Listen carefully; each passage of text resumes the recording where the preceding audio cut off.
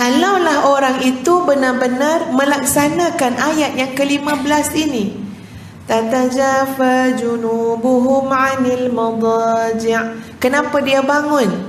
Ini pun kena tengok tuan-puan. Kenapa seseorang itu sampai tahap lambung dia jauh daripada tempat tidur. Kita mungkin nak try buat. Kita kata, saya nak try lah, nak bagi jauh juga lambung ni daripada tempat tidur. Kita pun try. Malam karang tak tidur atas katil, bentanglah tutup. Ya, kenapa tu mak? Kata anak kita, ayat 15 surah As-Sajadah. Kita jawab, ya? Malah nak jawab panjang-panjang, jawab ayat 15. Ayat berapa? Ayat 16 surah As-Sajadah. Kita pun tidur. Masih belum berpotensi muslimat sekalian untuk dapat bangun. Bangun tersedar, mungkin tersedar sebab tak berapa selesa. Tapi belum ada potensi yang besar untuk dapat benar-benar menghidupkan malam. Sebab dia ada satu ciri yang disebut dalam ayat 16 ini, ciri yang ada pada golongan yang subhanallah, amalan dalam hidup mereka adalah qiyamul lail. Apa ciri dia? Yad'una rabbahum khawfan wa tama'a. Dalam jiwa dia muslimat sekalian syarat dengan apa? Rintihan, munajat, luahan, seruan, panggilan. Panggil apa? Memanggil-manggil Allah, merintih kepada Allah. Yad'una rabbahum, hatinya dengan Allah, khaufa wa tama'a, dia memiliki rasa takut yang amat kepada Allah, apatah lagi takut kepada azab Allah. Jadi ini ciri orang yang boleh lambung dia jauh daripada tempat tidur. Dia memiliki iliman khaufa, takut dengan Allah, takut silap, takut salah, takut tak betul, takut lupa diri, takut lalai, takut azab Allah. Wa tama'a, tamak. Ya, tama'a ni boleh faham langsung lah. Tama'a maknanya tamak. Tama'a ni maknanya dipenuhi jiwa dia dengan perasaan terlalu mengharapkan rahmat dan keampunan Allah. Itu mendominasi jiwa dia. Hati dia ada apa? Rahmat Engkau ya Allah, kasih Engkau ya Allah, keampunan Engkau ya Allah, pandangan Engkau ya Allah. Itu mendominasi hati dia. Ada orang jiwa dia tidak ada tama'ah terhadap Allah, tama'ah juga, tapi tama'ah terhadap pandangan manusia. Macam mana orang pandang aku hari ni? Macam mana orang akan perlakukan kepada aku? Apa yang orang buat pada aku? Baik ke, buruk ke, sanjung ke, keji ke. Dia tak ada benda lain tuan-puan. Hidup dia menyukat, mengukur pandangan manusia pada dia. Tak kiralah apa bentuk manusia itu, siapa pun manusia itu. Kalau kita hidup hanya mengharapkan pandangan manusia, berat muslimat. Viral nak harap berapa manusia yang like. Buat segala macam. Ni dunia moden hari ni, orang buat segala macam untuk meraih pandangan orang. Sian tuan-puan kalau sampai kita terpaksa hidup demikian. Terpaksa buat untuk mengharapkan adalah orang tengok aku, adalah orang tengok aku. Terpaksa. Dia tak bebas tuan-puan. Satu nikmat yang besar dalam hidup ni bila kita boleh bebas daripada pandangan makhluk. Bukan kita kata tak utama pandangan makhluk, utama. Allah juga suruh raikan. Orang-orang soleh melihat dengan mata hati. Kalau orang soleh bagi teguran, bagi nasihat, itu pandangan yang harus diutamakan. Tapi alangkah satu kebebasan yang muslimat kalau kita buat sesuai dengan pandangan Allah. Kemudian tawakal. Manusia nak kata apa, itu bukan lagi urusan kita. Sebab kita dah buat sedaya upaya kehidupan disesuaikan dengan pandangan Allah. Lama daripada bangun pagi, ya Allah, kau nak pandang macam mana ya Allah? pasti engkau akan lebih redha melihat hamba-Mu yang berpagi-pagian sebelum waktu subuh. Untuk apa? Untuk bermunajat, untuk beristighfar.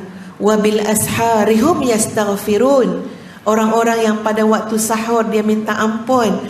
Kau pasti redha ya Allah melihat hamba-Mu yang bangun seawal waktu sahur untuk minta ampun. Kerana kita sangat mementingkan pandangan Allah, kita usahakan bangun. Tapi orang tak kisah pandangan Allah, manusia pun tak nampak dia bangun tak bangun, tak jadi hal, tidur pun bukan orang tahu. Dan bukan dia bersungguh sangat pun nak tengok ataupun nak mendapatkan pandangan Allah tadi. Itu maksud khaufan wa tama'a.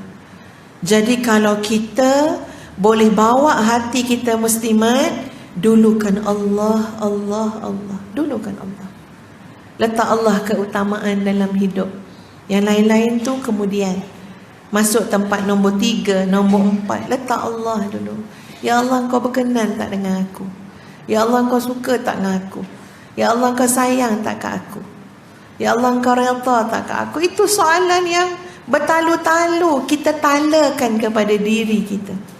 Sebab apa? Sebab kita nak menyesuaikan hidup sesuai dengan pandangan Allah. Kita bebas, muslimat, bebas. Kalau tak, ya Allah, susahnya meraih pandangan orang. Seawal mana susah, nak pakai tudung pun susah. Elok tak pakai macam ni? Kan apa pula orang kata? Nanti Kak Timah kata asyik tudung itu je, tukar pula tudung lain. Ni masa dah setengah jam dah ni. Penat tuan-puan mengirakan pandangan orang. Ya Allah, baju ni besar sangat pula daripada badan aku. Kan kata Kak Enap apa pula, engkau ni pakai baju pinjam ke apa? Penat tuan. Tak bebas, tak bebas. Bebasnya apa? Bismillah, hidup dengan pandangan Allah. Dan orang yang memiliki kriteria hidup dengan pandangan Allah, Allah bagi dia kurniaan. Apa kurniaan dia? Kamu boleh menghadap aku tiap-tiap malam. Kamu boleh menghadap aku. Kamu boleh bersimpuh depan aku. Ya, mentang-mentanglah masuk istana baru-baru ni kan. Terfikir pula cerita istana. Tuan-puan nak masuk istana, kalau tak dijemput tak boleh masuk tau. Sengaja-sengaja nak menghadap, ya. Kena tunggu jemputan. Betul kan? Subhanallah, dapat jemputan itu pun satu kurniaan. Dipanggil, dijemput. Subhanallah, tak boleh Ustaz nak bayang tuan-puan betapa hebatnya kurniaan. Kita mungkin tak pandang qiyamul lail sebagai satu kurniaan. Kita pandang qiyamul lail sebagai satu amalan yang kita kena usahakan, yang kita kena ikhtiarkan.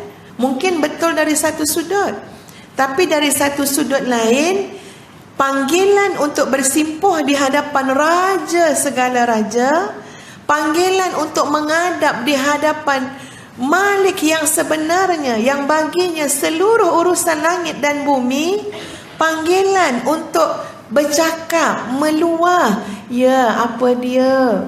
Cuba bayang ya, apa dia? Better nak dengar ni, apa dia? Cuba bayang ketika mana kita dipanggil oleh mana-mana raja, penguasa, nak dengar masalah kita, itu satu kurniaan.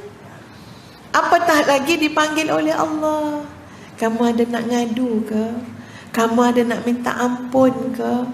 Kamu ada masalah ke? Kamu nak panggil aku ke? Itu satu kurniaan. Dan kurniaan itu Allah berikan kepada siapa? Yad'una rabbahum khawfan wa tama'a. Ni dalam hati dia tak ada lain kecuali apa? Dia takut dengan Allah, harap dengan Allah. Allah pilih dia, kamu bangun malam ni. Allah takdirkan dia, kamu akan bangun malam ni. Kamu akan meluahkan rasa takut kamu.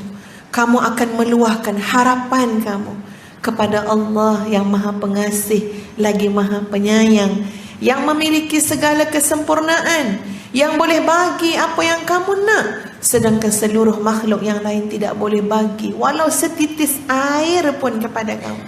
Kerana semua manusia itu miskin, semua manusia itu tak ada apa pun, dan kamu ini benar-benar Allah berikan kurniaan. Bagaimana kurniaan itu? Kerana kamu diberikan untuk bersimpuh, menghadap Allah yang Maha Agung yang memang memiliki segala-galanya. Jadi kalau kita bersimpuh depan orang tak ada apa, pelik juga tuan-puan.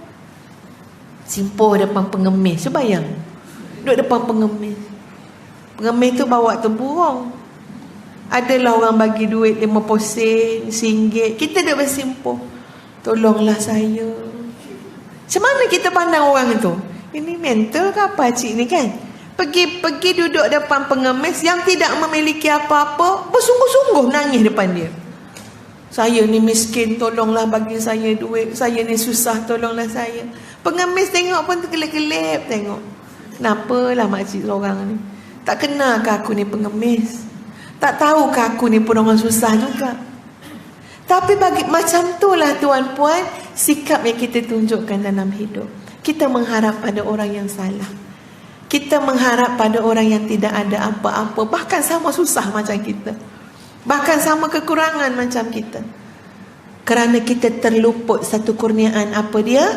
Satu nikmat yang besar, dapat menghadap yang hak, yang paling benar. Dapat memohon dengan zat yang memiliki segala-galanya. Selama ni banyak silap, minta dengan yang salah, minta dengan yang tak ada. Jadi subhanallah, satu kurniaan bila Allah bawa kita malam-malam, 1/3 malam, 2/3 malam, tepis segala yang lain, bangun menghadap Allah. Ada dosa minta ampun, susah minta jalan keluar, miskin minta dikayakan, sakit minta disihatkan, hidup minta dimatikan dengan husnul khatimah. Ya, lalu orang-orang yang seperti ini tuan-puan, dengan tambahan hujung ayat itu, wa mimma razaqnahum yunfiqun, dan daripada apa yang kami rezekikan dia nafkahkan dengan penuh tanggungjawab, penuh amanah, infak, digunakan, dibelanjakan dengan jalan yang benar. Orang yang seperti ini tuan-puan, dia berjuang dalam hidup dia. Dia berjuang. Kita tak boleh kata orang yang bangun malam, orang yang dermawan, itu keturunan dia macam tu ustazah. Keturunan dia. Atuk dulu pun macam tu juga. Kita bayangkan macam mudah je, atas nama keturunan dia boleh buat. Tak, dia berjuang. Mujahadah. Dia pun melalui proses jatuh bangun yang Allah Maha mengetahui. Dia pun ada takdir dalam hidup dia yang dia jalani. Itu urusan dia dengan Allah. Ya, dan dia bangun alhamdulillah dengan kurniaan Allah, dan dia mujahadah. Allah Maha Adil. Jadi sesuai tak tuan-puan, dengan mujahadah, dengan pengorbanan, dengan kesungguhan menjaga iman, dengan kesungguhan membebaskan diri daripada kelalaian. Cuba bayangkan kita baca ayat 19 selepas berjuang. Cuba bayangkan nikmatnya membaca ayat 19 selepas kita berkorban, selepas kita berikhtiar. Mungkin tuan-puan kita belajar daripada ramai sahabat-sahabat kita yang baik-baik sangat. Orang-orang yang sakit tenan, yang kritikal, tapi ya Allah, 2/3 malam dia basuh wajah dia dengan air wudu. Tak boleh dia berdiri, dia duduk. Tak boleh dia duduk, dia berbaring. Tak boleh dia berbaring selagi masih ada ingatan, dia kelip mata dia. Untuk apa? Untuk menjaga dan menghormati 1/3 malam, 2/3 malam. Cuba bayang nikmat itu tuan-puan. Kita baca ayat 19 lepas berjuang. Dia kalau tak berjuang tak rasa apa sangat baca ayat 19. Jenis tidur baby 8 jam sehari. Ya, baby pun heran kenapa nenek dia tak bangun-bangun. Aku bangun dah, mak aku tak bangun lagi. Ya, kalau tak berjuang tuan-puan, tak ada apa yang pahit yang kita telan daripada perjuangan. Mungkin baca ayat 19 kering, tak ada rasa apa. Tapi orang bersusah payah. Tapi orang yang memang struggle dalam hidup dia untuk buat yang terbaik yang dia boleh buat, cuba baca ayat 19. Orang yang dah banyak menangis untuk jadi orang yang sabar. Orang yang dah banyak menangis berusaha untuk jadi orang bersyukur, cuba baca ayat 19. أما الذين آمنوا وعملوا الصالحات فلهم جنات المأوى نزلا بما كانوا يعملون.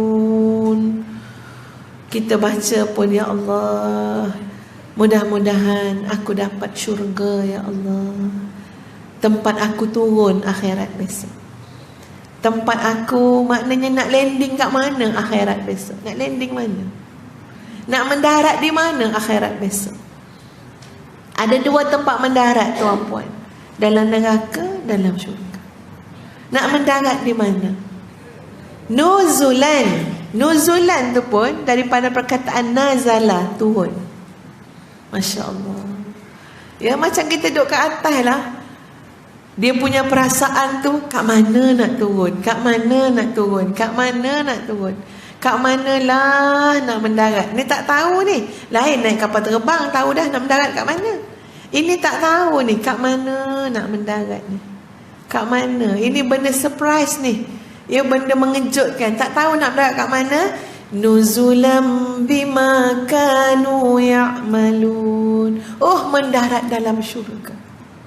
Mendarat di syurga. Falahum jannatul ma'wa. Bagi mereka kediaman-kediaman mereka adalah syurga. Nuzulan. Sebagai ganjaran mendarat kat syurga, turun di syurga, bima kanu ya'malun, dengan apa yang telah kamu lakukan, dengan apa yang telah dilakukan.